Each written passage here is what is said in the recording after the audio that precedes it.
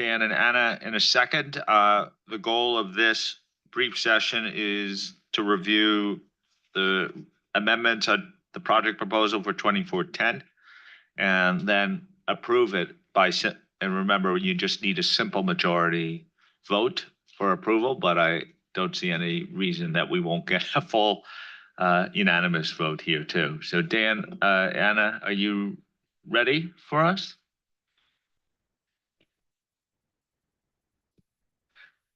We are. We're just waiting for some slides to come up. So. Okay. Thanks, Dan. And thanks. This is hopefully the last session on project proposal for ISRE, revising ISRE 2410. So thanks for all the comments you shared offline last week and again yesterday in plenary. At the close of the meeting, you would have seen agenda item 2C that included markups from agenda item 2A for the revisions that we made as a result of those comments.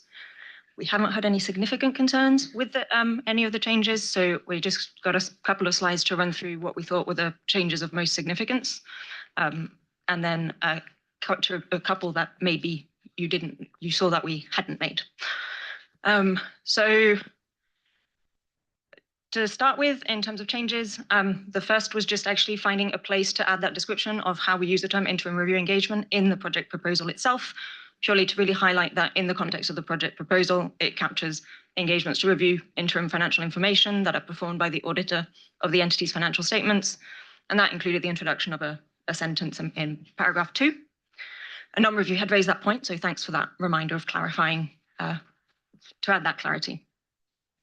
We also adjusted the syntax, I suppose, of our project objective so that it read more clearly. So thank you, Josephine, for that input to sort of turn it into a global baseline for consistent performance. Section 4 is on stakeholders' needs. We mostly reverted to wording in the March draft to align the language to the public interest framework more clearly. That's basically where we landed. We considered comments received on that point. Now, in proposed actions, you will have seen a number of changes, and I can obviously pause at any point in this if anybody has concerns. Action 1.1 was mainly to respond to a question that said that we might have been, it might be confusing how we were using the words clarify, concepts and principles and talking about the clarity format. We thought a first action that just related to updating the fundamental revision to 2410, that's just redrafting it to reflect those core drafting conventions from the Clarity project, made sense as a standalone action. In action 1.2, we added the words as appropriate other IAASB standards when referring to sources of information that we would consider in terms of thinking about concepts and principles that were relevant to 2410. And that was to acknowledge that we wouldn't be ignoring the board's thinking on a broader range of standards as appropriate and reflecting really how we have approached the project. And we'll talk about that this afternoon.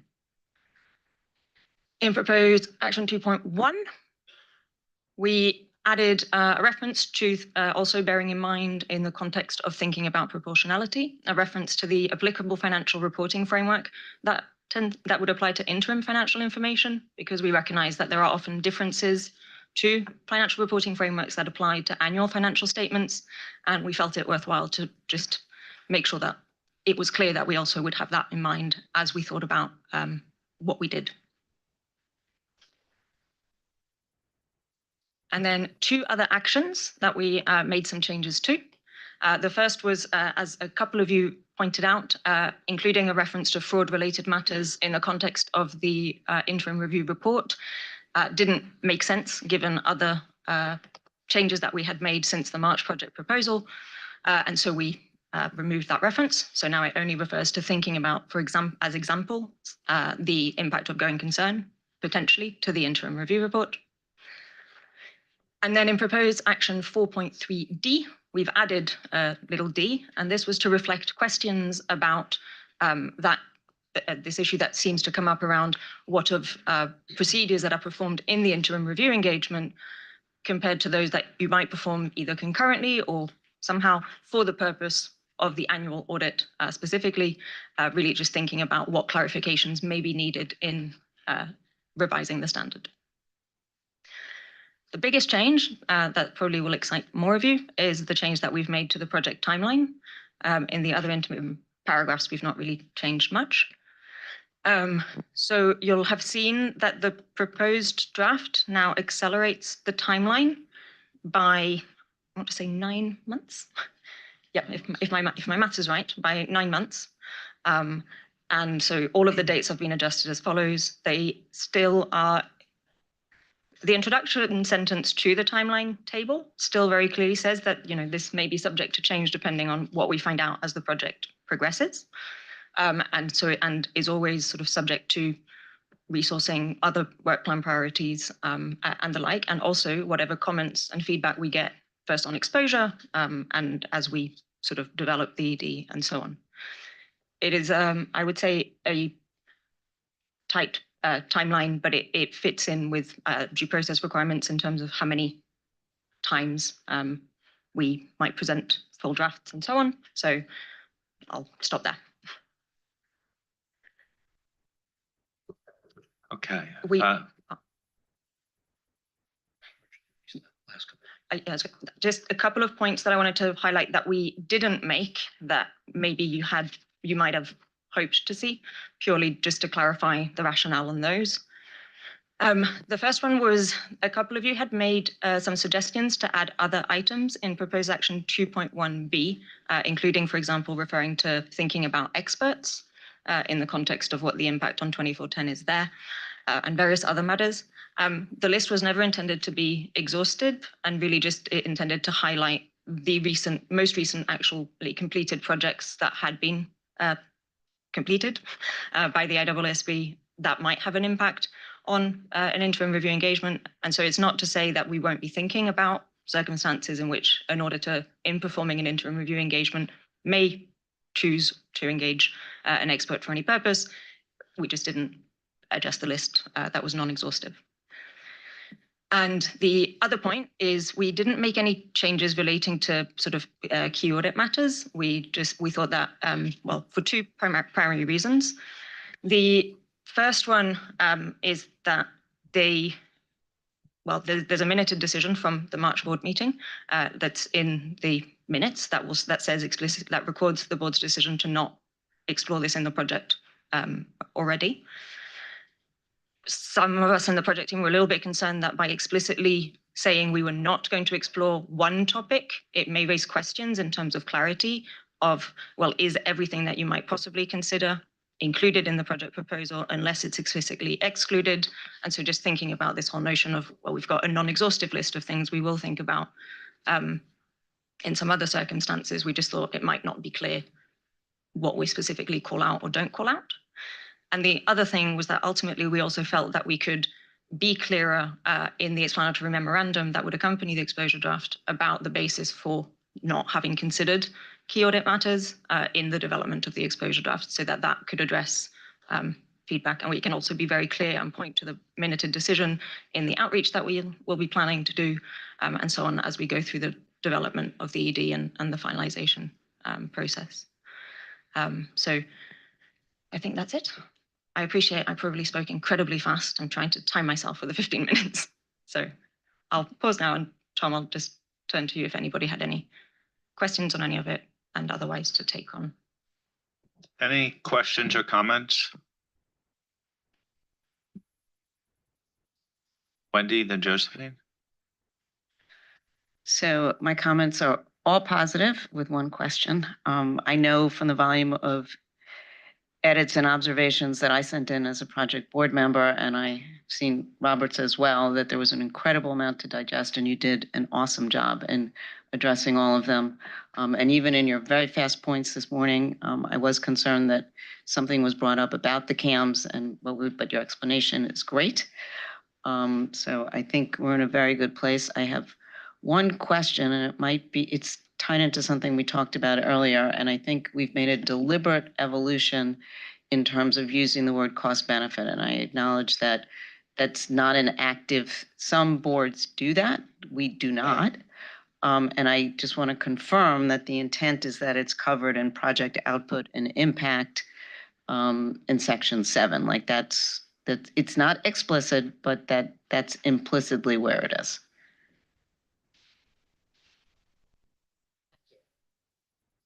Sure.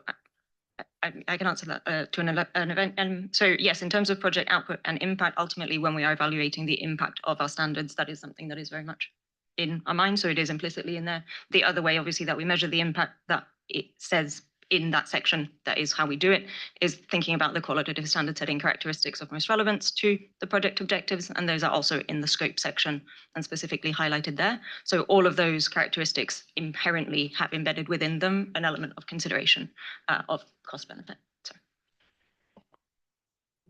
Josephine?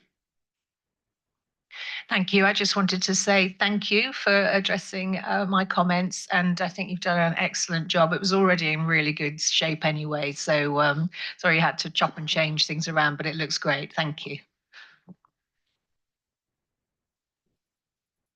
Thanks, Tom, and thanks to the team. I really like all the changes as well. I guess the only thing I don't quite like is a change you haven't made, and that's the last one you talked about, Anna, the CAMs. It seems to me we've made a clear decision as a board. Yes, it's in the minutes, but I think a project proposal is an accountability document for us. I think we should be really clear and transparent what that decision is about CAMs. I really don't understand why we would not want to be clear in this document. And 3.1 or issue 3 or 3.1 seems a really good place to link a footnote to or something. I don't think we need to put it up in lights, but it just seemed, I just can't get my head around why we wouldn't be transparent. Thanks, Greg. And Tom, on that point, maybe we just need to ask the board a view on that. The decision was made by the board back in March to be silent in the project proposal.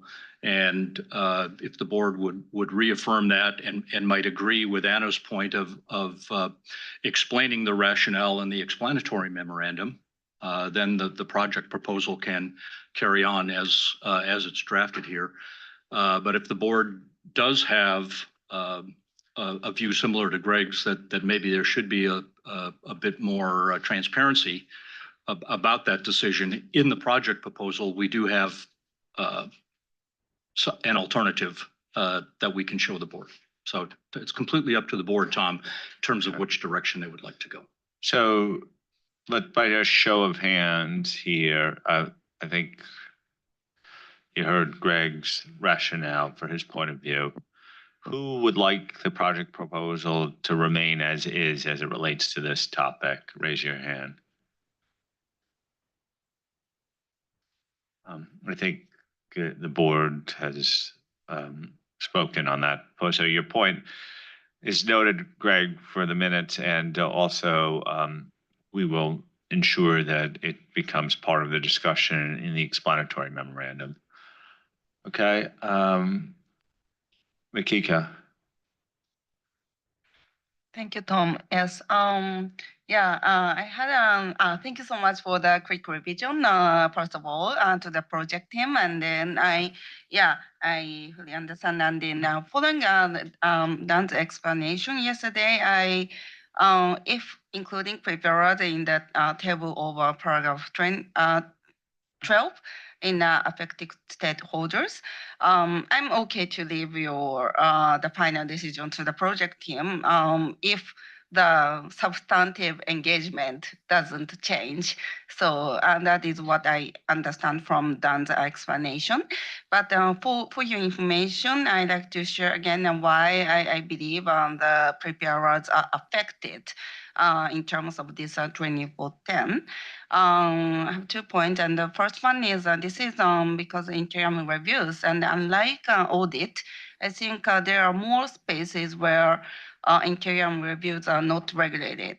So this means the regulators leave the decision on the review to the company in this space. So if we want the review to be taken seriously from the benefit of intended users, in that case, preparers need to understand the purpose, limitation, and the procedures of the review in order to make a clear decision for their investors.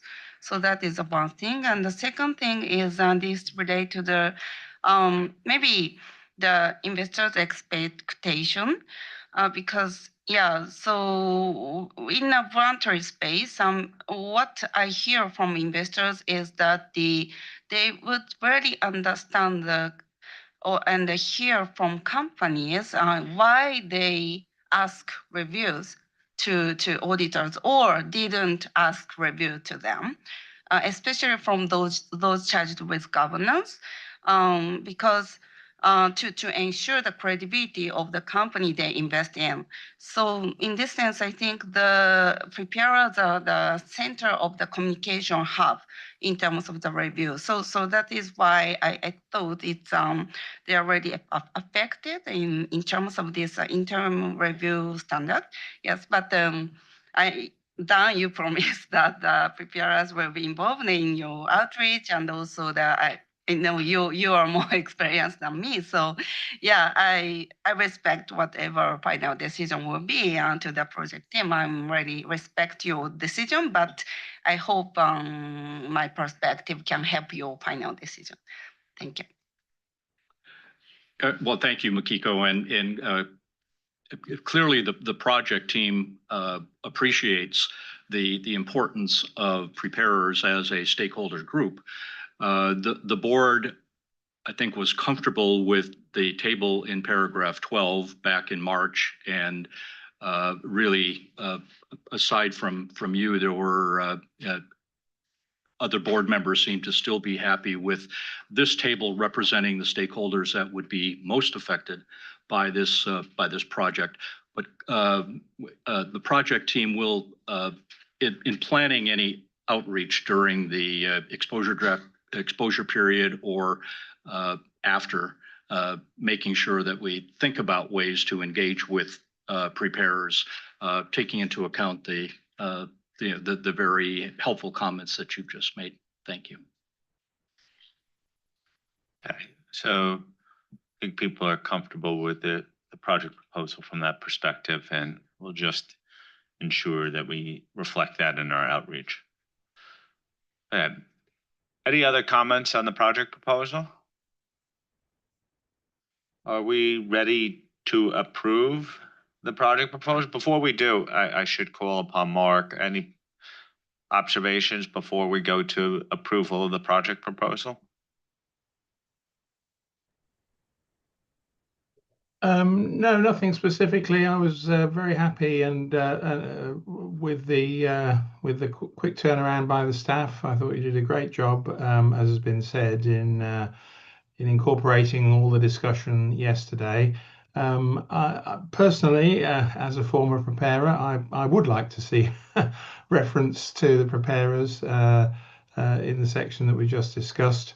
But I understand the sort of basis for not doing that and how preparers will be addressed. But reporting on your financial statements is quite important to preparers. So I do think their views should be taken into account. But basically, yes, very happy with the project proposal and that it has picked up the discussion yesterday. Thank you.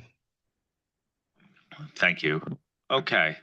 So could I see by show of hands who wishes to approve the project proposal as presented to the board last evening and discussed just now? Okay, Sammy's hand is up as well. So let the record show that all 16 members of the IAASB have approved the project proposal. Well done. Now the hard work begins. Okay, that means we're ready to turn to the 500 series and the targeted work that we're seeking to do there. Kalina, I assume I'm turning it over to you to give us the introduction. Thank you, Tom. So Michelle, if we can just flip to our slide. So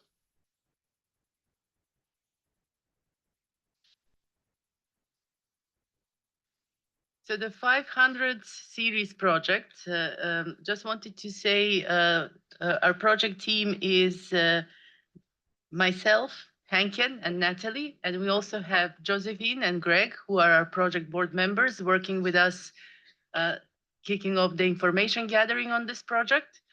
Thank you so much to all for the work so far. In terms of the targeted standards in the 500 series, I'm just going to list what those are. So we have 501, the audit evidence on and the specific considerations for selected items. And Michelle, if we can go to slide 3, please. So as shown in the slide, we have ISA 501, the specific audit evidence considerations for selected items. And here in brackets, we have with the focus on inventory. I will speak a little bit later on that point. ISA 505, external confirmations, and ISA 530, audit sampling. So the board is seeing the information gathering and research activities that have been done to date by staff. And Henken and Natalie will speak a little bit about what the issues that have come up to date are. June is our first discussion. The project is anticipated to be their approval of a project proposal in March next year. Today's discussion is going to be with 2 parts. So the first part in plenary, we are going to present the work that has been done and ask the board questions on the relevance and completeness of the issues. And then the second part of the discussion will be breakout groups where we want to discuss the key risks that arise from some of those issues, the impact to our standards, and the root causes. So if we can move to the next slide, just briefly presents what work has been done so to date. As I said, the project is still in information gathering. That information gathering will continue through March next year. What has been done in the background is the team has reviewed responses to previous IAASB consultations, which, as you know, include the ED, the strategy and work plan, and other responses we've received that are relevant to the topic. Then there was an analysis of initial selection of inspection reports to identify some of the issues that are coming up in these areas. There was also work done in the background to benchmark these standards against national equivalent standards of other standard setters who have done work in these areas. And then a review of non-authoritative guidance, discussions with JSS, looking at jurisdictional developments in this area.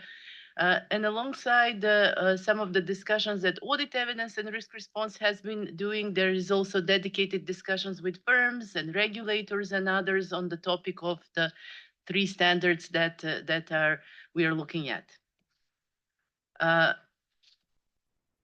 So the key drivers here are, as it is noted in some of the previous responses and the work that the board has already seen in some of the projects, is the appropriate use of technology, but also very much because jurisdictional standard setting initiatives have arisen in some of these areas where the standards have been modernized or made robust in certain areas for the purpose of remaining fit for purpose and to address the new risks and practical considerations. Now, looking at 501, 501 is a very specific standard, let me say that way. It addresses 3 discrete topics, and one of it is inventory. Then there is a section on litigation and claims and segment reporting. So the focus of this project, based on the information gathering so far, has been on inventory. We are asking stakeholders, is there anything else as part of our information gathering? And at this point, obviously, this is a decision that the board will have to make at a future point in time as the team progresses with the work. But we have identified that the technological advancements in inventory systems and management are driving a need to change inventory. And we have presented issues related to that topic in this paper. At this point, we also expect it to be a full standard setting project, not a narrow scope project, but that is still something that the board will discuss at a future point in time. Although the focus of the work will be on inventory in 501. So with that, Michelle, if we can move to the question. Tom, we have a question here to the board on the approach to the development of the project proposal that is described in section 2 of the issues paper. Okay. So question 1 about the approach to the development of a project proposal. Nancy? Yeah, so thank you. The whole proposal, it makes sense to me, so I'm supportive of that. One thought and a suggestion to put on the table is whether there's any merit to perhaps have two separate phases within the same project. The reason I said that is because I can see the relationship between some elements between the 501 and the 505 regarding external confirmation, but sampling is something quite different. And if we were to keep them as two phases, they can proceed in parallel. They don't have to be sequential, or they overlap in terms of the time frame. Why do I say that? Because what crossed my mind is that at some juncture, we may be ready to go with an ED on some aspects, and then we wouldn't necessarily have to wait for the other track, because I mean, the two of them, they don't really cross over one another all that much. So it's just a thought about improving the efficiency of the process for the project itself. Not go as far as saying keep them as two separate projects. All your outreach and all that, you can do it in the same session as different parts of your outreach discussion. But in terms of progressing down the road, there may be merit to sort of say, do one part when the other part is not quite ready. Thank you. Robert? Thank you. Just a general remark. When I look at some of the issues you address, they come from your outreach with your stakeholders, and some of your stakeholders, or one of your stakeholder group, is certainly the regulators. And there are issues that potentially have arisen from supposed audit failures.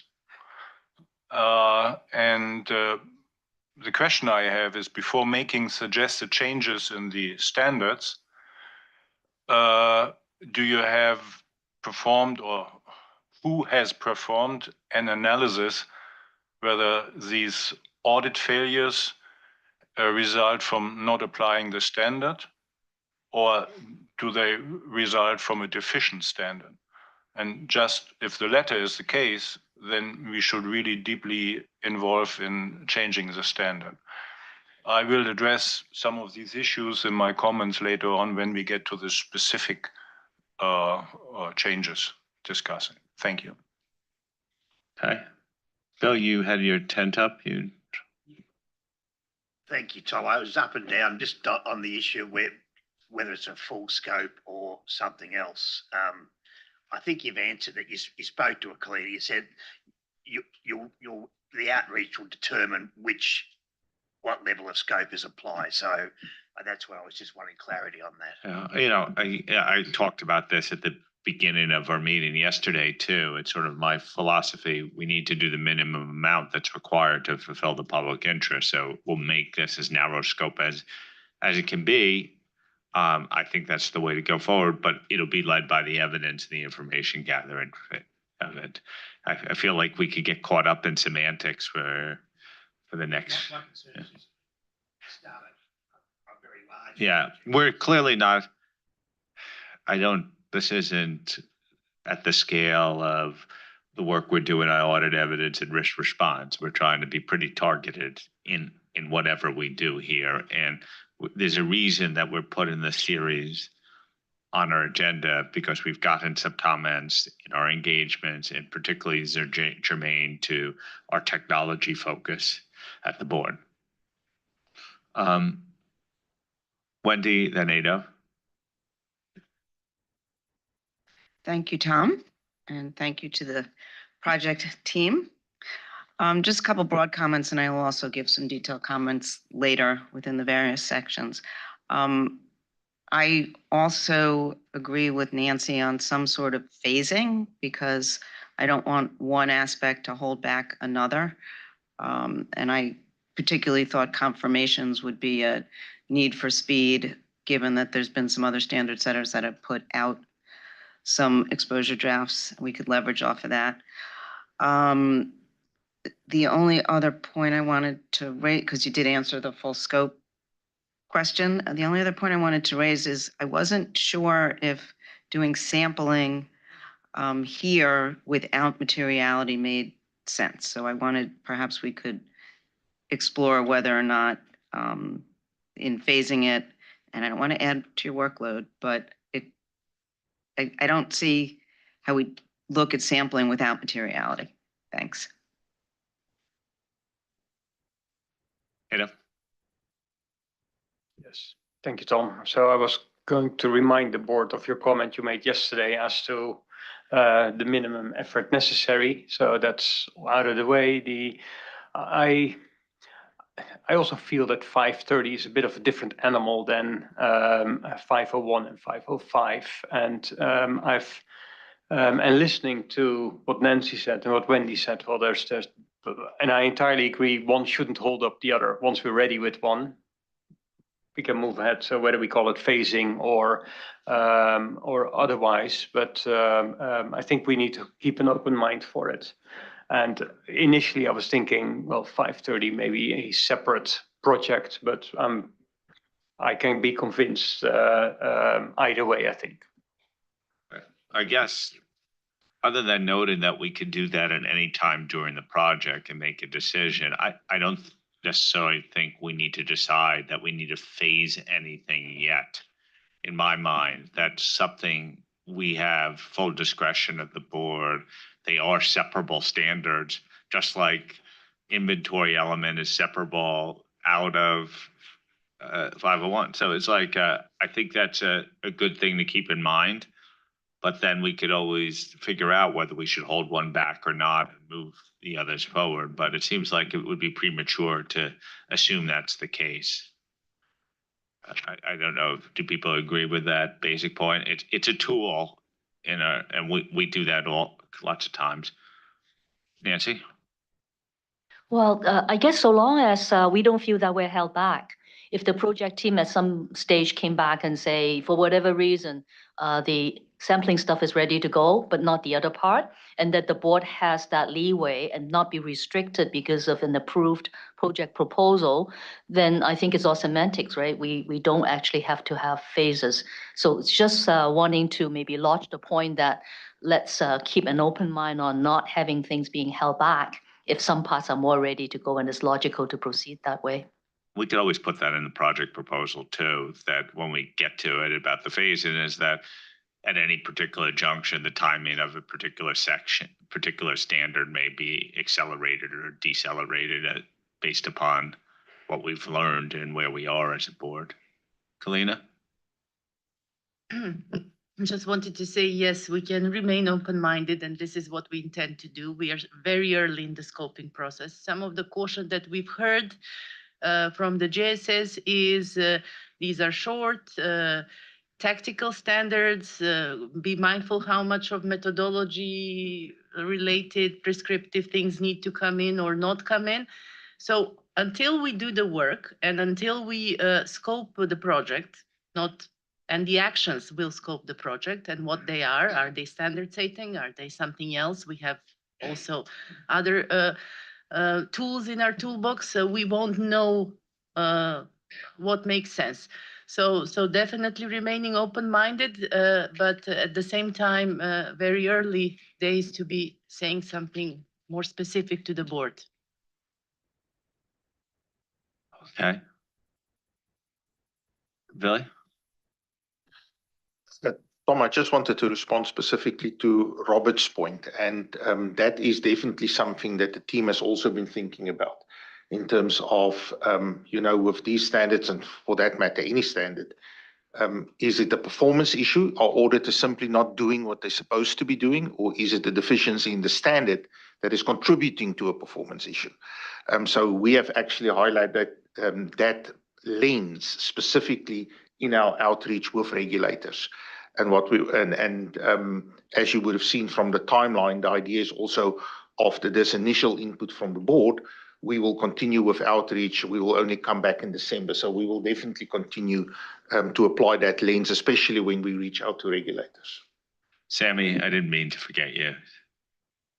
That's fine. Just a general observation. Maybe you didn't get much on the feedback on things other than inventory, but one of the things with which we usually face some challenges is the IFRS 8 disclosure or the segment information disclosure. And usually the response that we are getting is from the auditors is that this is just a disclosure, it's not like something wrong is in the income statement or in the balance sheet. It's also, if it is possible to look at sending a message that disclosures are also important. It's not only something that goes into the body of the primary financial statements only. It's just something that we witnessed some challenge with and wanted to share with everybody else. Thank you. Okay. I don't see, is anyone else feel strongly about this? I think the point is well taken. I just don't see this being directly toward sort of what's driving the impetus of this project, though, which is some of the instruction of the team is to focus sort of at least close to the technology statement possible, managing sort of scope creep here. So the point is well taken. I'm not denying it. I just think it would expand the project. Beta?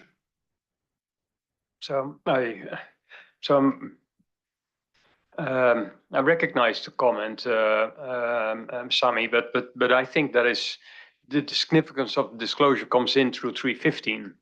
And it's unlikely that for a listed entity, segment disclosures are not a significant disclosure that you do some work on, and then 501 provides some guidance on what to do. So I don't think there's anything that we can do there.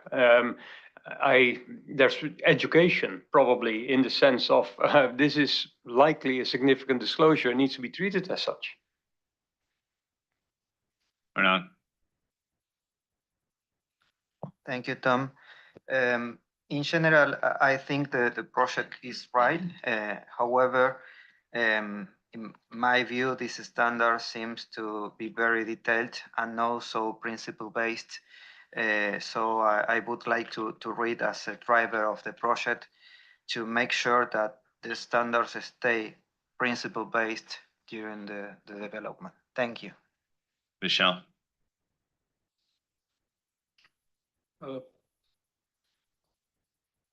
Thank you, Tom, but a very different thought for 501, that when we are talking of physical verification of inventories, because in India, we also need to report on the physical verification of the fixed assets, property, plant, equipment. And when we look at the financial statements, typically physical assets would be inventories as well as the tangible assets, the PPE. Then whether in 501 now, we can include some inference to the process, because technology can be used for the physical verification of the PPE also, and whether that can get included in this. Thank you.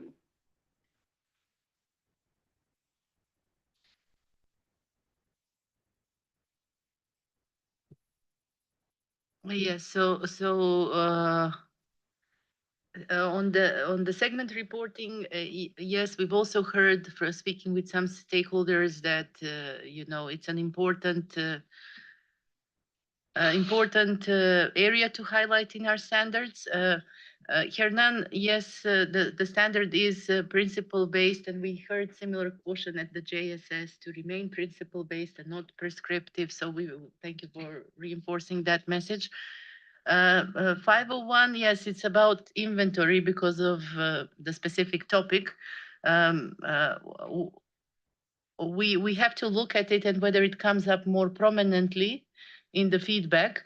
Yeah, I mean, we can go through the application material and also see if there's anything helpful there that can be for the case of the India example. But in general, you know, it's very specific to inventory observation and condition.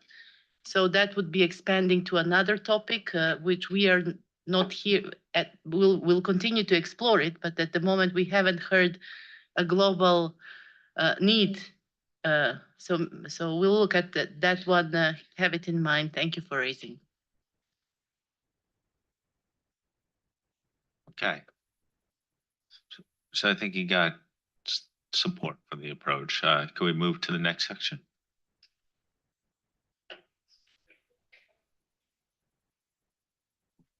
We'll go a bit more in detail in the issues that we have identified.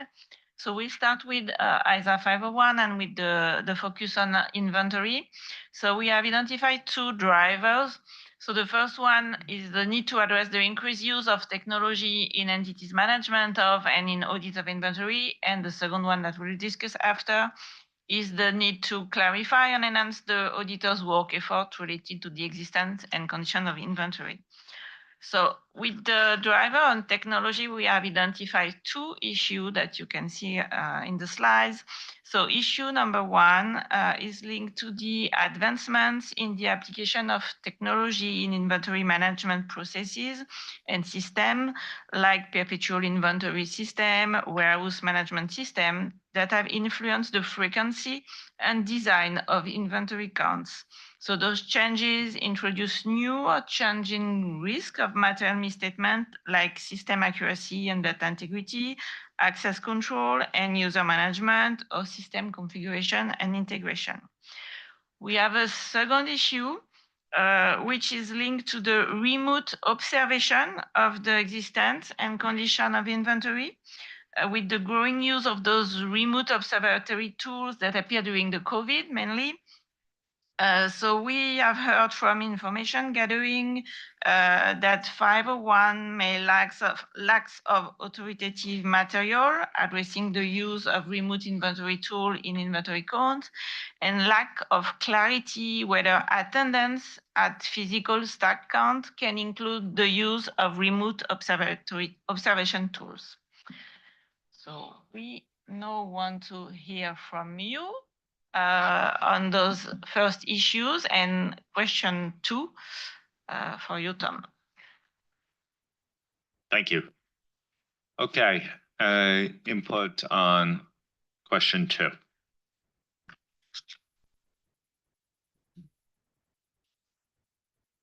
Ada. Thank you, Natalie. I think the increased use of technology by entities, I think there's two issues that come from it. So one of them is it could change the risk profile of inventory, because if management has a deficient implementation of technology around their inventory system, well, they want to go all in on new technology, but they do a poor job at it. Existence or condition could be an issue, or overall the recording of it. So yes, it does address risks, but it also has an impact on the ability for the auditor to address existence and condition of inventory. And so it's, I'm not sure addressing the increased use of technology is the right word, but that's fine. That's okay. But that second bit, well, if the entity has this entirely electronic inventory system where it will just find the right place for it. It's not all stacked together. So if you want to do an inventory stock count, it's all over the warehouse, because the computer will know where it is and it will pick it from wherever it recorded it is. That will change your approach on how you get comfort over existence and the condition. And it will probably require a systems-based approach on determining whether the existence and condition of inventory is there. And that's different than that's a different issue compared to the risk of material misstatement. So that distinction, I think I was missing. Thank you. Neil. Thanks, Tom. I mean, in response to the questions, I think we're clearly seeing an increase in technology. So the standard itself, I think, needs to be modernized to be able to cater for that. There needs to be some flexibility in how you address it and the approach that you're going to be taking. And as I think there is a significant investment in the technologies in this space, so if we get too prescriptive around it, the standard itself will date quite quickly. I would support the remote elements as well. I think that is something which has advanced over the last few years. And so the ability to do this on a remote basis would be important. But taking note of, getting evidence over the condition if you're doing it on a remote basis would also remain important. So that's kind of my initial views on this piece. Wendy? Thank you, Tom. As it relates to the question, absolutely, technology implies that the standard needs to be modernized. I don't think it's been opened up in very many years. The only thing I wanted to add was, some kind of linkage to internal controls, which is overlap with other projects, I understand, but it's inherent in the auditors, when they're evaluating inventory, third parties, whatever it is, internal controls come into play. Anyone else? Okay, Natalie. Okay, thank you. Karina, you want to add something or we can continue? Okay, so, How did I miss that? First, I quite agree with Wendy's comments on internal control, because I could expect that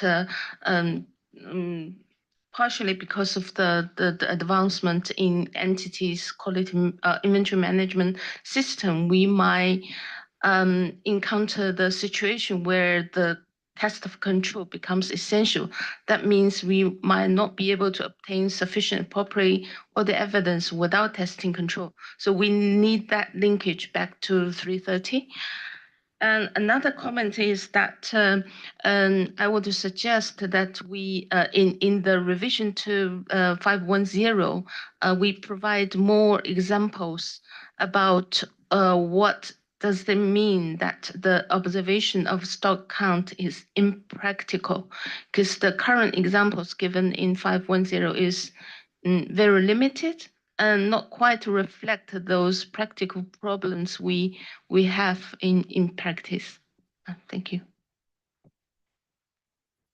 Thank you. My apologies. okay, thank you for those feedback, and we'll take those into account. So then we have identified two issues on the clarification or enhancement of the auditor's work effort relating to the existence and condition of inventory.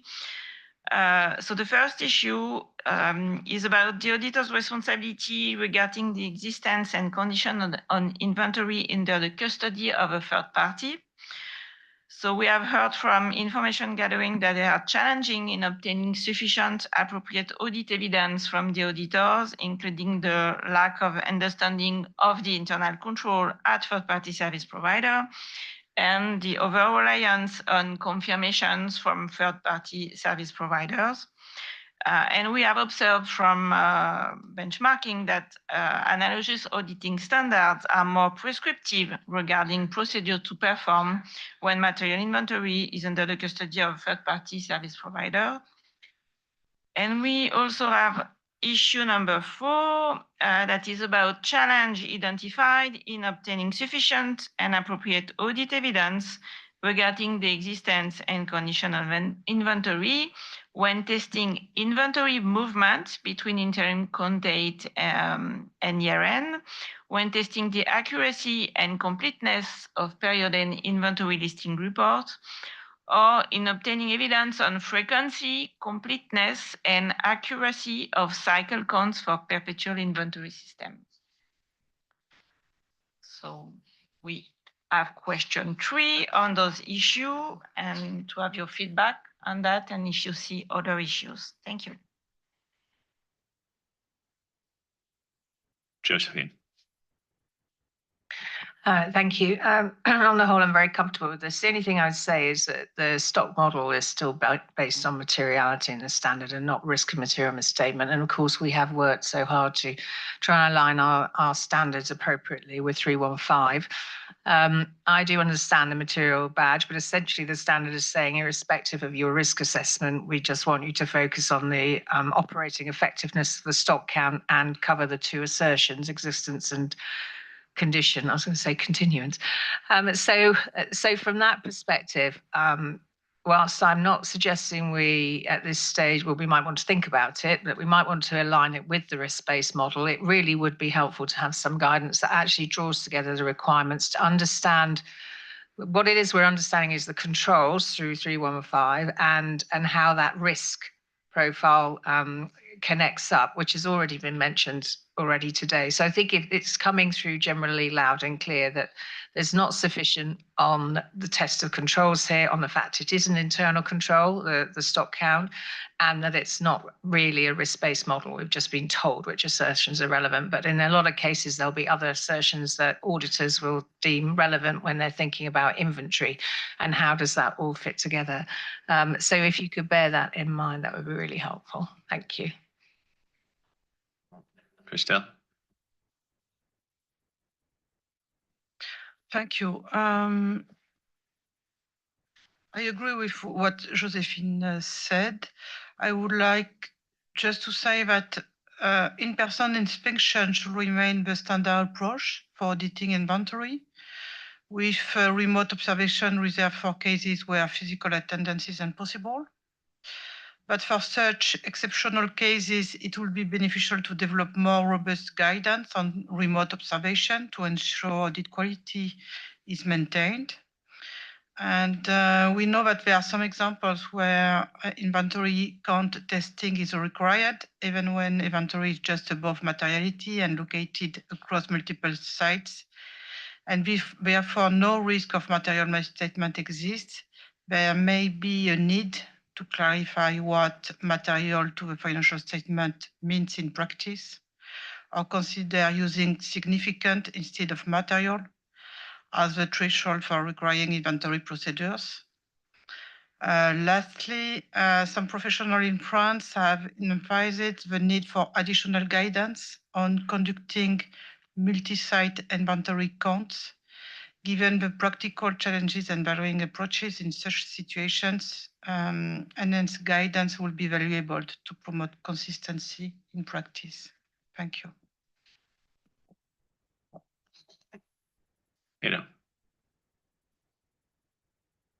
So I'd probably echo what Josephine and Christine said. So I had also been thinking of working with significant rather than with material, and to bring the risk-based model out, and it seems ripe for a re-evaluation in that sense. Thank you.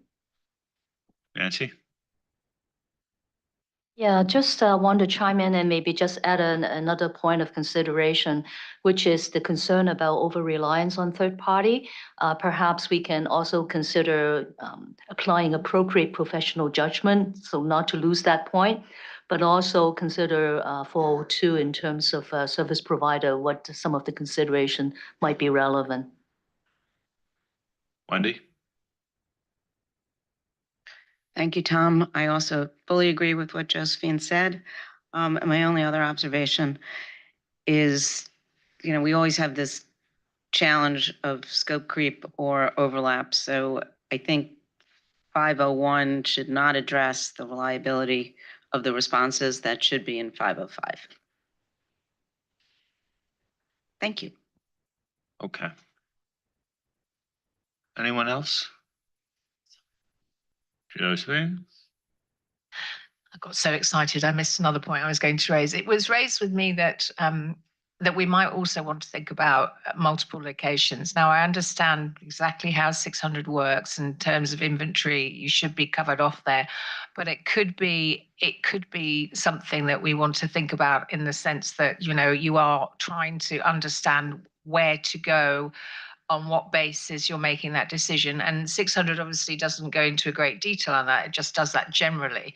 But it's something that came up in the app. We might want to consider putting some more guidance in there. Thank you. Okay. Any other comments? Thank you. So we note the multi-site guidance needed. That may be something that we did not clearly cover in our initial issues.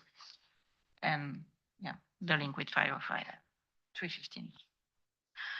Okay, so if we're good with those four issues on the 5 issues in the inventory, we'll now switch to 505. So 505 on confirmation procedure, we also have identified 2 drivers, so one in technology and one in the work effort. So I will go through the issue linked to the technology one, and then it's second, we will continue on the work effort. So we have one issue identified linked to technology for 505. So it's linked to the increased use of technology for external confirmation procedure that mainly cover the use of third-party intermediaries in the external confirmation process. So ISA 505 requires the auditor to maintain control over the external confirmation process. And when an intermediary facilitates direct electronic confirmation between the auditor and the confirming party, the auditor is still required to maintain that control over the confirmation process. And from our information gathering, we identified that there is inconsistencies in all the auditors address that requirement in 505 to maintain control over the confirmation process. And we also have observed that from benchmarking that analogous auditing standards have clarified their standard to be more principle-based and to apply to all methods of confirmation, or have clarified their definition of external confirmation or confirming party. So that one, we would also like to hear from you on that issue and whether you see other ones. So it's question 4. Okay. Any comments to question 4? Josephine, is your 10 already up? Thought you were just super enthusiastic. Christelle. Thank you. I'm super enthusiastic also. I like that. On small a, the increasing use of technology in external confirmation procedures, including electronic confirmation platforms and direct auditor access to third-party systems, must be addressed in the revision of ISA 505. These changes have significant implications for the reliability, integrity, and provenance of audit evidence. It is essential to consider appropriate safeguards to ensure the reliability of electronically obtained data. On small b, and more broadly, the shift towards electronic invoicing systems, including in France, where invoices are electronically signed and transmitted through secured platforms with third party providing assurance on their reliability. So this shift represents another area impacting audit evidence. These new systems may, in some cases, provide audit evidence that could be as persuasive as traditional direct confirmation. As auditors increasingly rely on data from such platforms, it becomes essential to consider the possibility of direct access, but also the reliability, integrity, and provenance of the data being used. Thank you. I'm enthusiastic about your comment too. Shall you? Yeah. There are a few points I would like to clarify. for paragraph 26A, and it talks about firm acquired and developed ATT. And in practice, we also observed that some entities, they actually acquired or developed their own ATT or tools, and they require or recommend the use by auditors to use those tools. Will that also be addressed in the revision? And the next paragraph about third-party intermediate and the shared service center. And I think I just want to clarify, the shared service center, does it include the firm's shared service center?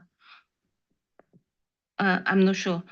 And the next one is in paragraph 20, on next page, that's paragraph 35, 35B, and it talks about the auditors directly accessing information held by the parties through web portal software. I think there are two scenarios. One is that the auditor will use their own identity and have the access through those portal or web and to obtain information about the entity. In that case, which normally we would treat that equivalent to confirmation. Another scenario is that the auditor may use the entity's user account and password to access the information through portal and the web, which would be an inspection. So I think we need to probably need to distinguish between these two types. Thank you. Yeah.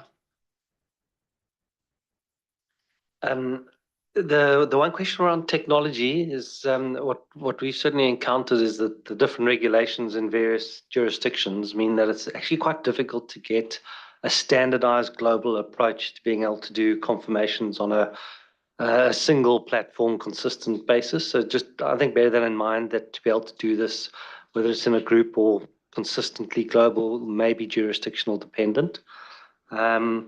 I like the direct access, not technically a confirmation, but certainly technology does allow some more of that direct access. It'll be good to see that included. Thank you. Akiko? Thank you, Tom. Yes, I have not a comment, but a question about the third-party intermediaries mentioned in paragraph 34. And it says that I think in your research and stakeholder outreach that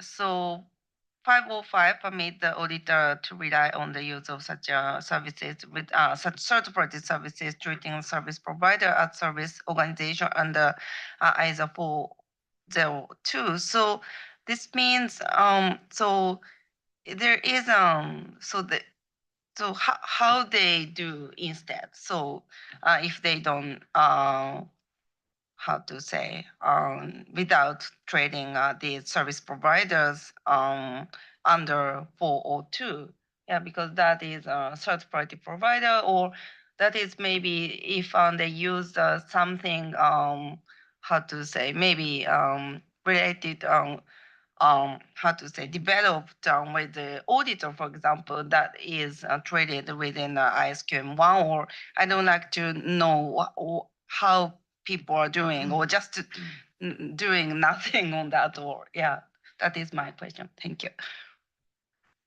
Yeah. Thank you, Tom. So, and this is more reflecting on the various technologies that the auditors will use. And so we've spoken about remote observation, maybe a platform that the auditor has developed for confirmations, but will have the same whenever they deploy technology in the sense of sampling. So, and one of the things just to alert, and I'm sure this is front of mind with the project team anyway, we do need to stick to the principles what we're after. So in the sense of inventory, it's existence and condition, etc. So that is the underlying principle. And when we are thinking of how to deal with technology, I guess there needs to be some coordination with the QM work stream, because I think to a large extent the principles for how an auditor or how an audit firm deploys technology are similar. And because otherwise we're boxing ourselves into a potential technology solution for 505 that may get dated if we don't stick to the principles of whether technology has been evaluated by the firm as sound and ready for use in the practice. So not to get down too much in the weeds, and the coordination with the QM work stream. Thank you. Thank you. Any other comments?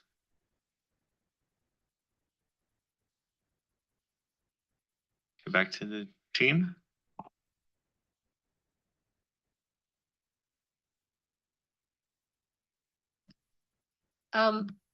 Maybe just in response to some of the comments that were mentioned earlier about ISA 402. What we've heard from our outreach is that the use of digital confirmation platforms, basically, in external confirmation procedures are not necessarily considered as service organizations under ISA 402 for a number of reasons. First one is that the auditor initiates and controls the confirmation process. The platform's role is limited to transmission and authentication, and the services themselves are generally provided to the auditor and not to the audited entity. So that's a clear distinction. So that's why it's not a service organization under 402, just to clarify. And with that, let's move on to the next driver for revising 505. And this is mainly about clarifying the work effort of the auditor in external confirmation procedures. There's a number of issues that we have identified. I think we have 5 of them. Don't necessarily have to go to them in detail, but just to provide some context. One of the issues that we have identified is the use of negative confirmation requests in the current environment. So some stakeholders have questioned the relevance of using that negative confirmation requests, particularly because, you really don't know if you don't receive a response, whether that is an affirmation that there were no errors or misstatements within the balances, or, a confirmation request might have been misplaced. There was also, what we've also noted is that there are different approaches in various jurisdictions on how they deal with negative confirmation request, from prohibiting to allowing its use with additional guidance. Another issue that we've seen is using confirmation procedures alone does not necessarily provide sufficient appropriate audit evidence for all assertions. So regulators, or some of the inspection findings that we have noted, had raised concerns about inappropriately relying on external confirmation procedures for certain assertions like valuation. So you can't rely on verify valuation entirely based on confirmations. Our research had indicated that some jurisdictions have addressed clarifications on what assertions can be addressed by performing external confirmation procedures. Maybe if I could just skip and go to the next slide. Another area that we have seen as an area of concern is probably the need for specific consideration to send external confirmation procedures for balances like cash and cash equivalents, accounts receivable, or certain terms within the contract.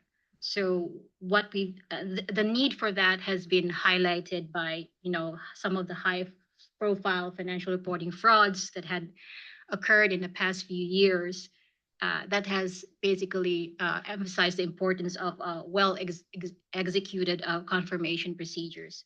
So we've seen other jurisdictions mandating sending external confirmation procedures for cash and cash balances, as you may have seen from some of the standards, say, for example, issued by the PCAOB. Another area that have been highlighted in inspection reports is with respect to addressing non-responses and exceptions. There's basically concern about the sufficiency of the work that has been performed by the auditor in this space. For example, lack of investigation on whether these exceptions are actually indicative of misstatements. And then I guess a point about the what's its impact on internal controls also has been highlighted. And with that, Tom, I think we can safely go to the next question. Question number 5. Okay. Now, I think, remember here, the goal is not to solve these issues right now, but to we could have a long conversation about that, but that's the risk, is that we know we're very much into solution in here.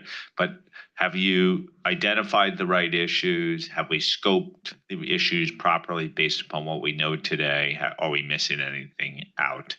Is that fair? And we do note about the point made by Robert earlier, whether some of these issues are actually performance issues, and we'd certainly look into greater detail once we're developing the project proposal. Thank you. Okay. People agree with these issues? I didn't. Would be the first.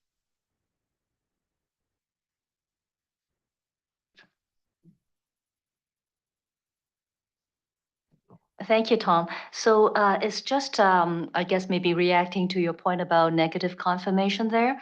The conversation we had around the table and the feedback I get is that maybe in your outreach, try to see to what extent it's actually getting used.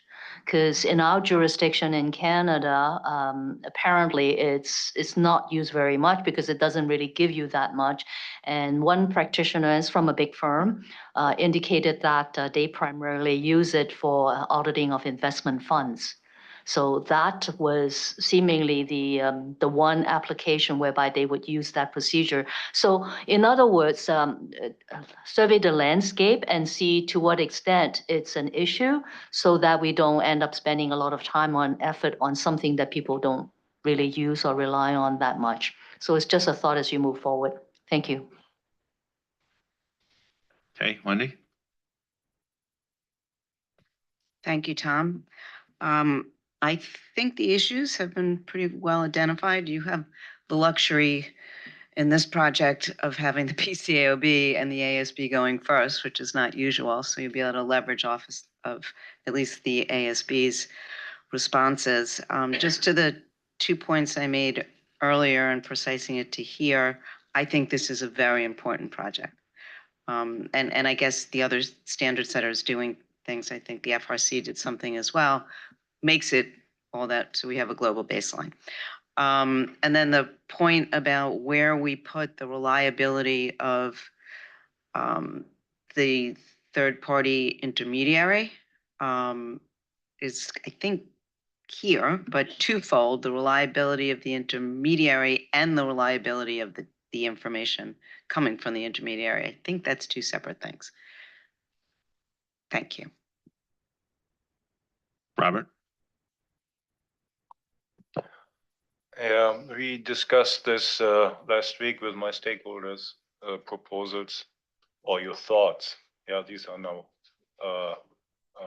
explicit proposals to change the standards.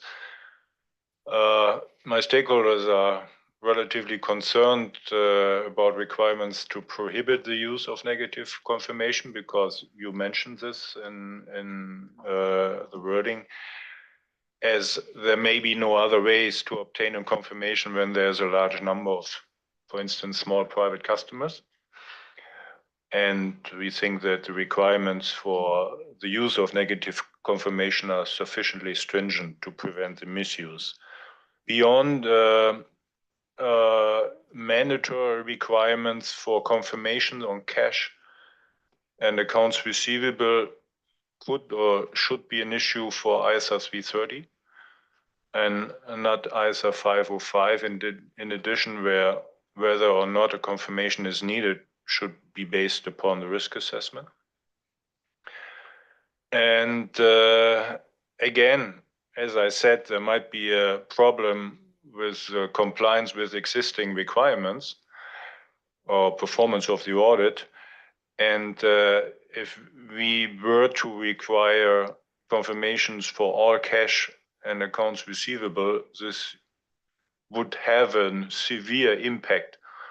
I mean, not talking about cost benefits, severe impact on the audit work and also on the preparer side. Yeah. I also believe that the current requirements relating to non-responses and exceptions also seem to be adequate. Yeah, these are some comments from my side. Thank you. Robert, I guess the only question I have on that is those are conclusions about where we should decide and determine to go, but you're not suggesting that we shouldn't even explore these issues, are you? No, we should explore as proposed. Okay, Yeah. okay. Yeah. I just wanted Yeah, to make sure these are that, some comments and okay. thoughts. Neil? Tom, Robert's clearly reading my notes over my shoulder, and so it's going to be a bit duplicative. Is that a better way of saying that he's so great minds think alike, rather than he's reading over my shoulder? I mean, very, very consistent. I don't want to jump to the solutions. I agree with how they're being proposed. There are some concerns on the negative confirmations as well. Prohibited feels a little black and white. Not great evidence. I hear that, but prohibited is quite strong. There could be scenarios. And mandating confirmations in certain scenarios is also then going to create some complexities, whether it's cost, whether that's the most efficient way. But again, those are solutions that we're looking to land on too early, but a cautionary word when you go exploring. Josephine? Yes, we really didn't want to get to the outcome one way or the other and whether you agree with the outcome of the work of the team here. But I would actually voice the opposite opinion, which I really don't think that they're of any value now. And if you start winding in technology and some of the issues that were raised by the team, it really does make me scratch my head as to why anybody would want to use negative confirmations to obtain evidence. But to Nancy's point, we need to do the research. We need to go out there and find out when they're being used, why they're being used, how those using the negative confirmations really believe that that is evidence and it is supportive of the particular assertion. And in terms of the points about mandatory confirmations for certain transactions or balances, again, I think we just have to let the team do the research before we come to any conclusions and not set the scene now in the public record that we're already saying no, yes to something that may or may not happen. So thank you very much, team. So I'll reflect the comments from Neil and Robert as cautionary, but I very much look to an unbiased conversation, using that word when it comes up as an issue before the board for deliberation, assuming it's remains in the project proposal. Okay. I think we've explored external confirmations, and I think you got a sense that that set of issues were comprehensive. Just sharing, Tom. Oh, Nancy? Okay, Nancy? Sorry, I thought we were doing 5A and B and then there's C and D. So just quickly, one small point to perhaps register has to do with maybe tangential issues. certainly cautious about the scope creep. But as we go through 505, maybe keep in mind whether there is a need or whether it's beneficial to go back into 501, the litigation and claims, whereby in paragraph 10 and 11, we talk about external confirmation, right? And if you are communicating with legal counsel. So maybe there is a bit of a tie-in there, and if there is some small things that we needed to tweak, then bring in those narrow scope elements of litigation and claims. So just not to forget that. Thanks.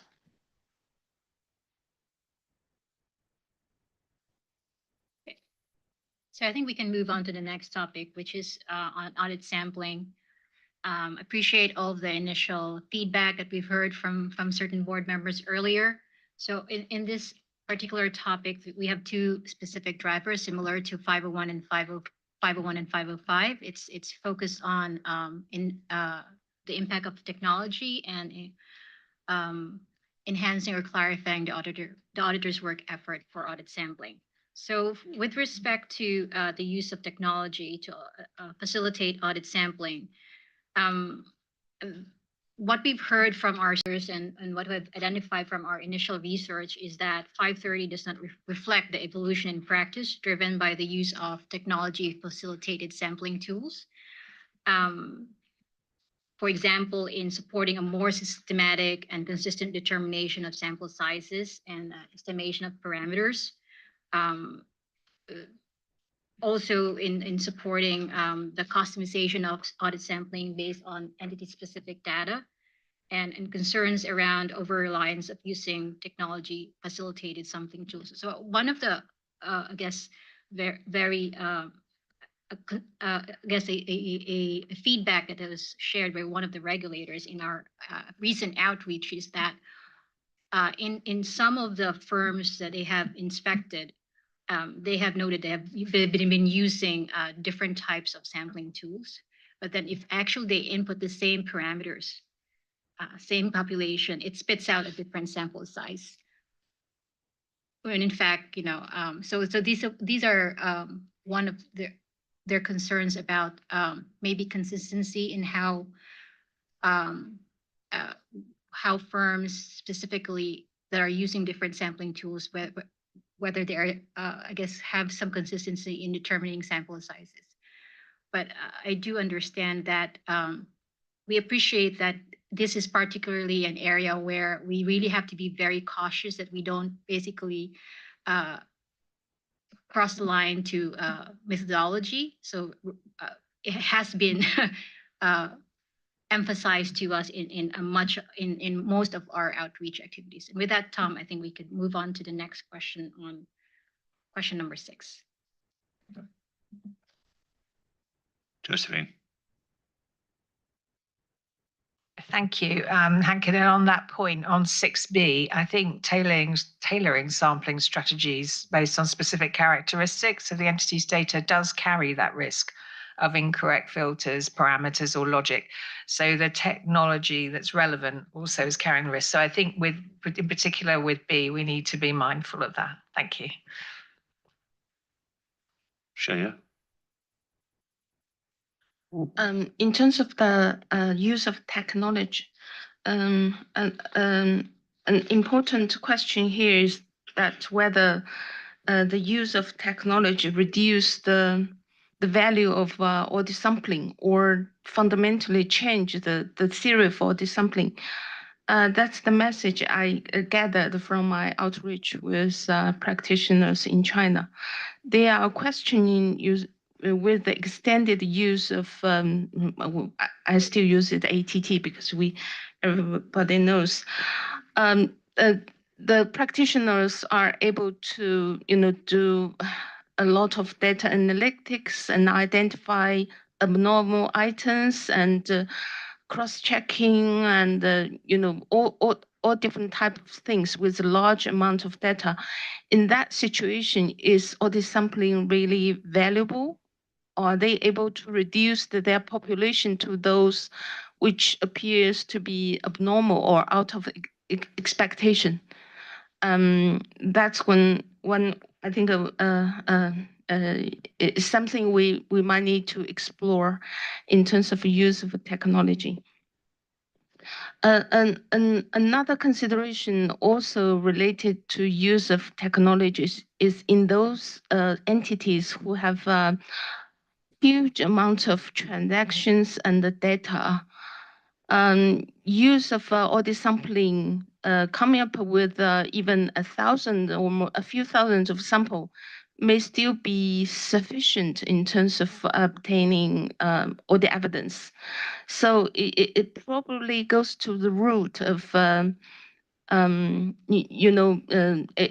it's in 330 where you have to test control, because the substantive test alone won't give you sufficient appropriate evidence.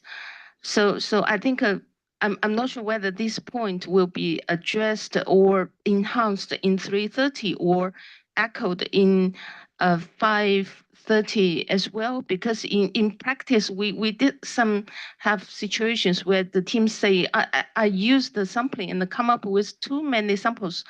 What should I do? Because they don't see values in doing those thousands of samples. And we very often, discuss with them, are you sure you are taking the right audit approach? Should you put more reliance on controls and maybe test the automated controls and the GITCs? So I think it's something also technology related.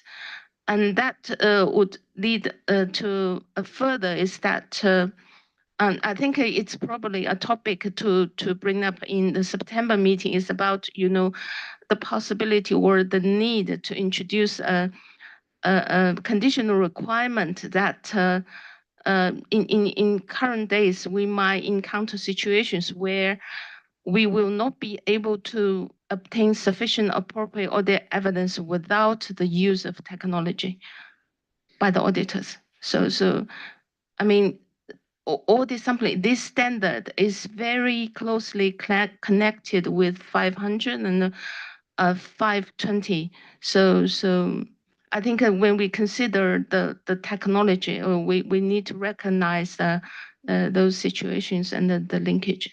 Thank you. Thank you, Christelle.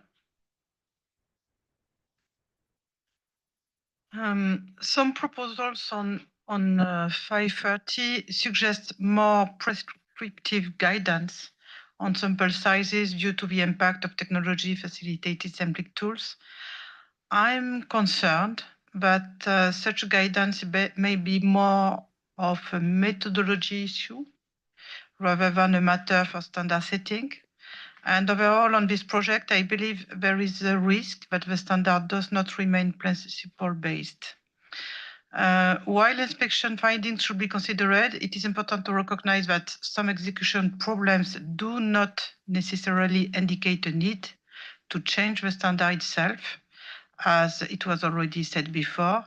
And this is especially true for 530. Last but not least, I also see a potential overlap with the technology and quality management project. Thank you. Amara. Thanks, Tom. Comments are very similar to Christelle's one. I think it would be beneficial to leave it clear if we're talking about the tool or the methodology and split it, because at the end of the day, the sampling methodology should rely on some statistical model instead of the tool itself that is basically a technological tool. Ada?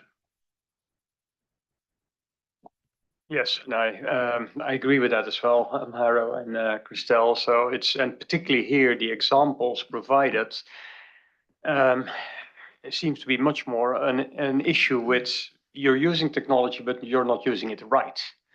And so hence coming back to my comment, if a firm or an engagement team uses technology, there's belts and braces, and that needs to come out of the QM standard. So I think that needs to be principle-based.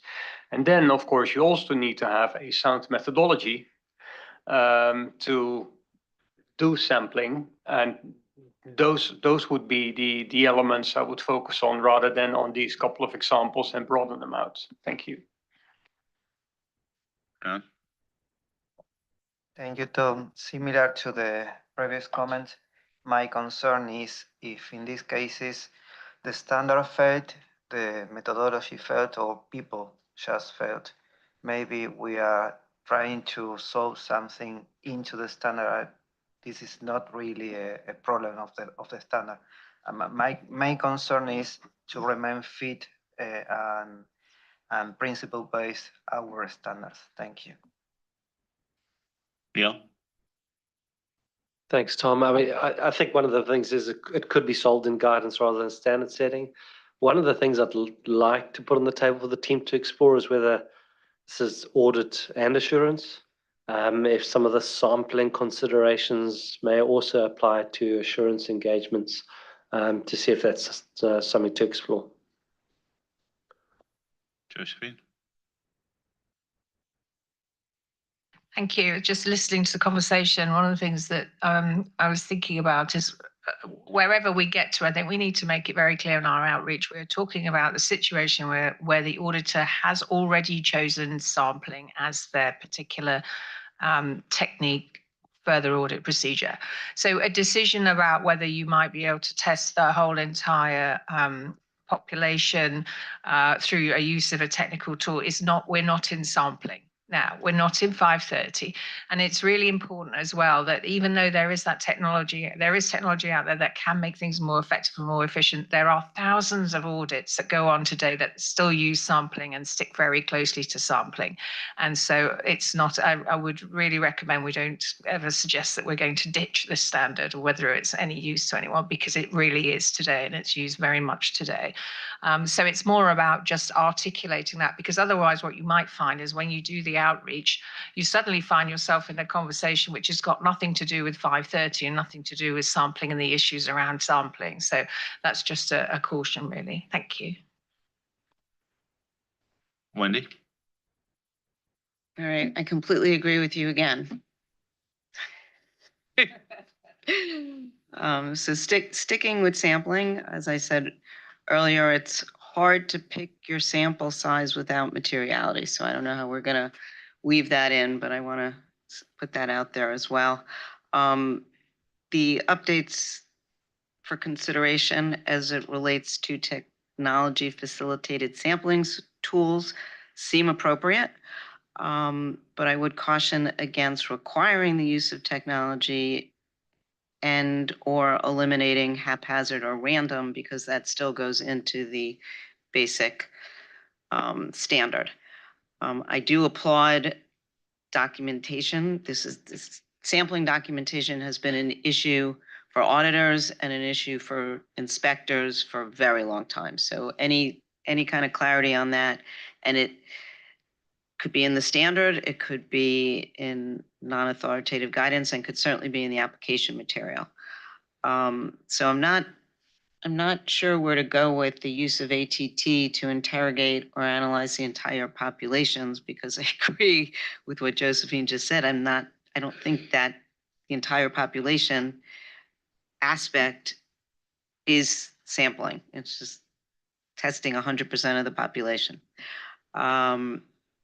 Sufficient sample sizes, that's obviously something we should look at. And, you know, I know in doing the Mazars methodology 15 years ago, we grabbed stuff from every possible outlet, including the AICPA sampling guide and some of the online tools that are available. And I think we just need to stay principles based in this, because we can very quickly move into firm methodology. So that ties into what Hernan said. And those are my thoughts as it relates to 6A and 6B. Yeah, thank you, Tom. So many issues got raised and lots of them resonate with me. So I'm not trying to repeat any of that. I think I'll go back and emphasize a few points if I may.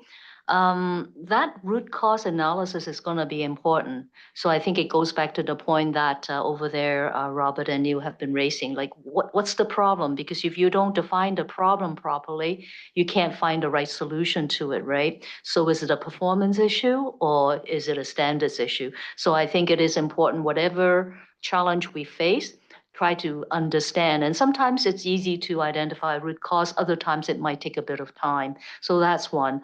The point about documentation resonate with me. I think that seems to be a practice issue. We've seen that from regulators or inspectors, but I also sort of see it in some of the practices. So often it's not mindful necessarily, and then if they were to document, it might not be adequate. So therein lies whether there's a question mark as to whether there's a bit more that we can do. And then my third and final point is consider how we support the implementation of the standards. So this is not changing the standard, maybe not even non-authoritative guidance. If you get into the guidance realm, sometimes the offering examples might be helpful. And other times it may be, and I think you mentioned things like that, like workshop, bringing people together, helping people understand what they're applying and what they need to understand as they apply these tools. You expect the firms to do that, but is there room for us to support some of those activities? So bring all of that into your toolkits in terms of facing this whole area of sampling. Thank you. Nancy, that's a good prompt for what we're going to do this afternoon, because some of the type of analysis you suggest is what we're going to be asking you to do with your groups after lunch. Okay. Any other comments on this question? Just conscious of time, but we do want to get through everything before lunch. So I think we can move on to the next section. Thank you, Tom. So the last driver for 530 is focused on the clarification or the enhancement to the auditor's work effort to audit sampling.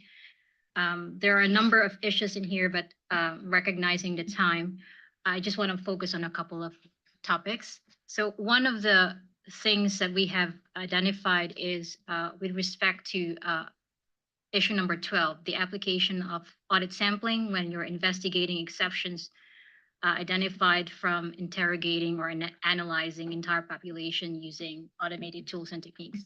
So I appreciate Josephine clarifying the point earlier that audit sampling only 530 only kicks in when the auditor determines that thou shall use audit sampling in your auditor's approach.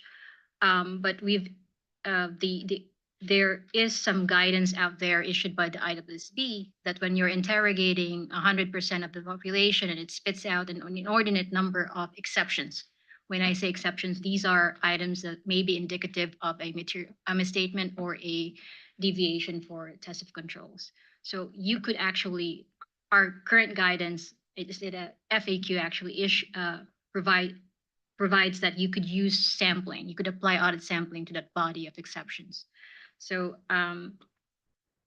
there were some concerns raised that that guidance in the FAQ may be interpreted to mean that auditors can choose to ignore those exceptions, and then they could then revert back to traditional sampling. Other challenges that were identified relates to defining the population, whether you're supposed to stratify or combine population, and also with respect to obtaining evidence regarding the completeness of the population. And then there's also the determination of sufficient sampling sizes, particularly when the auditor is performing a procedure for more than one purpose, as well as reducing sample sizes inappropriately based on the results of other procedures. There had been some I think some comments earlier have also alluded to issues with respect to documentation. So I don't want to focus more on that one. So with that, Tom, I think we can proceed to the last set of questions, I guess second to last set of questions.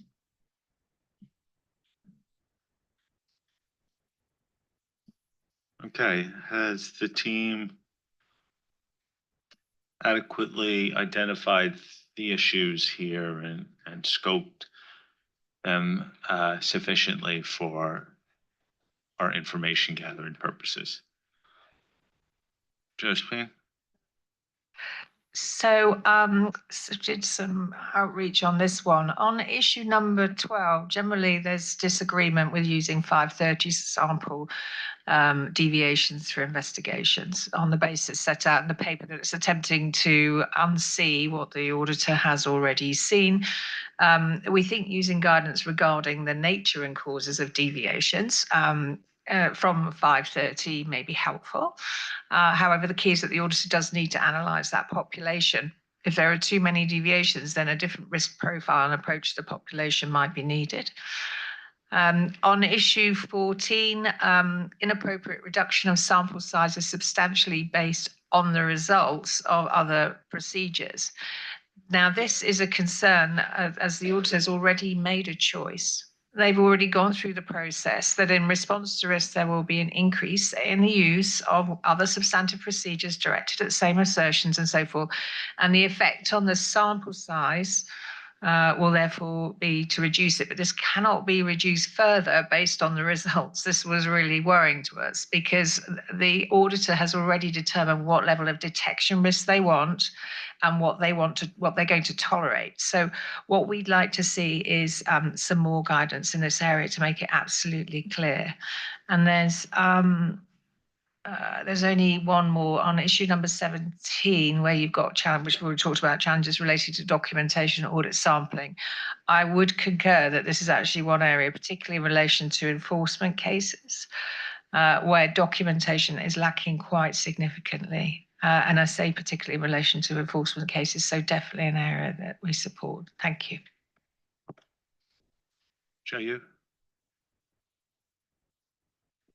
For issue 13, I would like to add on an issue related to the defining population in group audit scenario.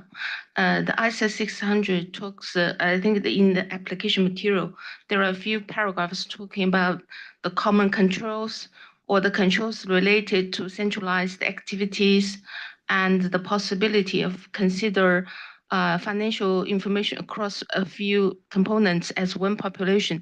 I think all these are having an implication on defining the population, and in terms of, for example, common control, it didn't give the explicit guidance saying you could treat them as one population, but I guess it might imply that.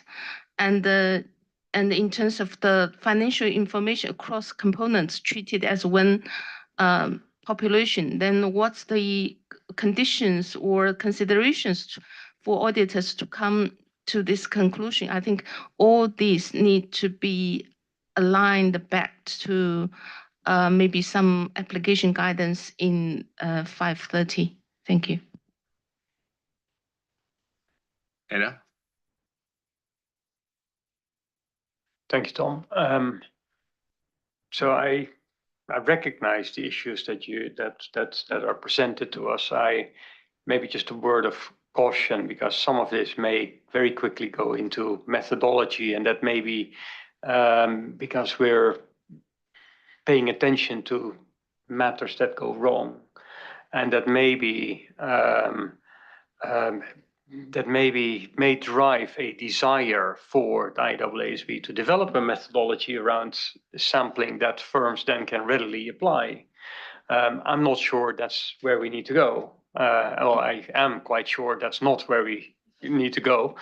But it verges. Some of these issues verges on that spectrum, and so I think we need to be clear as to what we're trying to achieve here, and then I'm more than happy with application material and attention points as firms or auditors do certain things, but just caution that we don't move into an area of methodology.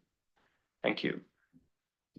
I think that's been a pretty consistent theme, particularly on sampling, is like the risk is moving into the methodology. I think it was across the board, but being really clear what we really need to do from a standard setting perspective in this section.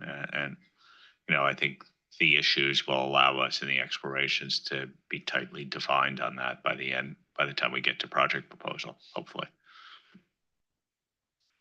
Any other comments? Okay, can we go to the way forward? So on the slide here, we have what's coming next. So the team will take all this feedback and the feedback that we're going to have from the breakouts later on. We're going to continue to review guidance materials, inspection reports, talk to stakeholders. There is also a piece of work that we're doing with the literature academic research review that is going to happen over the next few months. We'll look at relevant literature there and what can be useful for the project. Obviously, ongoing coordination activities with other IWP projects, the audit evidence risk response, technology work stream, and anything else as needed, and with the IAASB to make sure that there's any issues that we need to bring in from that side. So that is in summary the way forward. The board will see this project again in December, where the further work will be presented, the refinement of the issues and the initial scoping of a project proposal for the revision of the standards. And with that, Tom, we have a final question for the board, which is, are there any initiatives or anything else that you believe can be useful as we are doing this work that was not mentioned in the papers or not discussed previously? We would be happy to hear about that. Bill? Yeah, look, I just wanted to confirm, I think it's been a very wholesome discussion, and indeed we've got breakout groups this afternoon as well. I just can't help but see this thing getting bigger and bigger than being the minimal viable product, and I just give that caution again. That is a word of caution to us, and we'll definitely make sure that we right size this. But I think you have to start open-minded and then bring it in. Okay, anything else on this question before we, Robert, sorry. Just a small comment. First of all, thank you very much for the deliberate discussion. You mentioned some of the stakeholders also in the paper. You're going to go for outreach. I'm pretty sure you also considered a deep dive with your jurisdictional standard setters.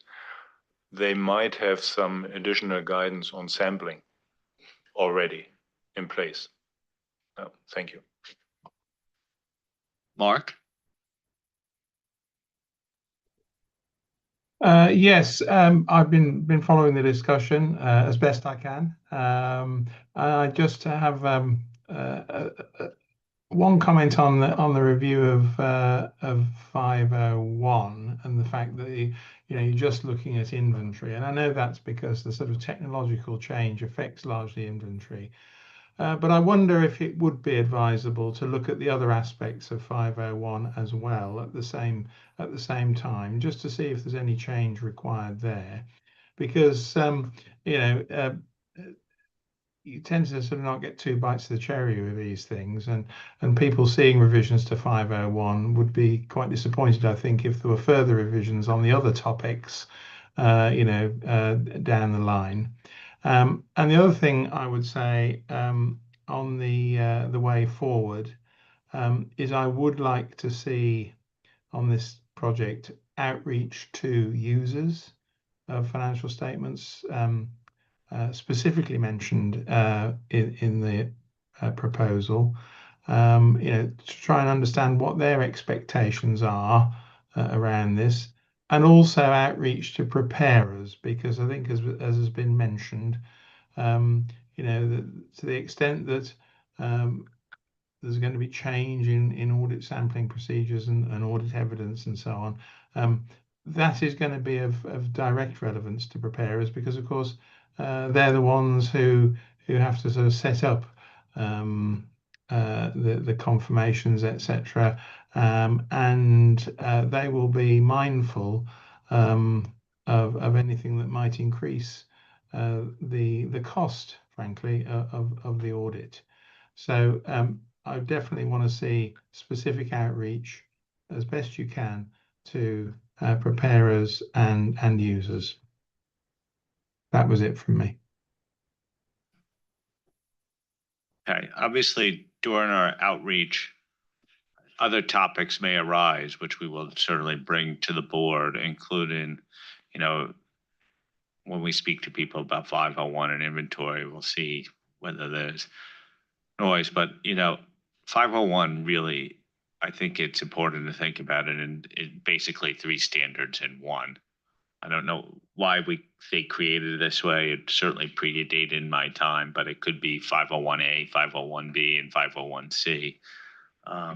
So then it's a question of prioritization and the impact on the standards. But I think, you know, obviously we'll go where the evidence leads us, like all good auditors.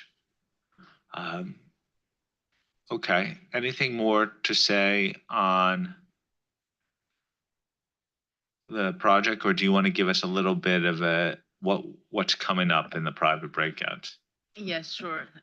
So thanks to everyone for the inputs and for the valuable insights. The next piece of our work is going to be the private breakouts. So in the objective of this private breakout session is to dig more deeper and dive into some of the issues that are outlined in the agenda item number 6. We also do have the questions for the breakout groups in Appendix 4.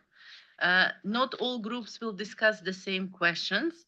So we'll have groups 1 and 2 who will be talking about the issues related to 501 and 505, which is inventory and confirmations. And then on sampling, we'll have 3 groups, group 3, 4, and 5, who will talk about those issues. And there is also a general question applicable for all groups. It is there anything else specific about litigations and claims and segment information, or anything in addition to that that we should consider as we move forward? So if we move to the next slide, and Henken will help me here because we did have some changes to our breakout groups, but we have 5 groups. Josephine will moderate group 1 that is meeting in the board, staying in the boardroom. Group 2, Greg will moderate that session. That session is meeting in the green room on the 6th floor. Then we have the blue room where Henken and Natalie will moderate the group. Then group 4 comes with me in the committee room. And then we have in the orange room, Willy with group 5. So we've communicated some changes in the names. I don't know if the slide is updated. Yes. Well, okay, but I'll pass over to. So there are a couple of individuals that are joining remotely, Mark and Sammy. And then group 5, Dan would be joining Billy in the orange room. And then I've already communicated with Susan and Piyush that they've been reassigned, Piyush to group 4 and to Susan to group 5. That's about it, Helena. Okay, so everyone knows the marching orders right now. Just a reminder to the Sustainability Assurance Working Group, they should be meeting in the green room during lunch, and the ISA for LC project team will meet in the orange room. Also, just a reminder to the public observers that the public session will resume at 3:30 p.m. sharp. I'm going to make an executive call to say that lunch will end at 1:40. Should I tack in 10 minutes onto the session? I think 80 minutes should be enough for the breakout groups. So, and then we'll be back on time for the break and for the final session where our colleagues from Australia and New Zealand will join us at the morning, their time. So good session. Thank you to the team for your hard work. Thank you to everyone for your input, and we look forward to the breakout next.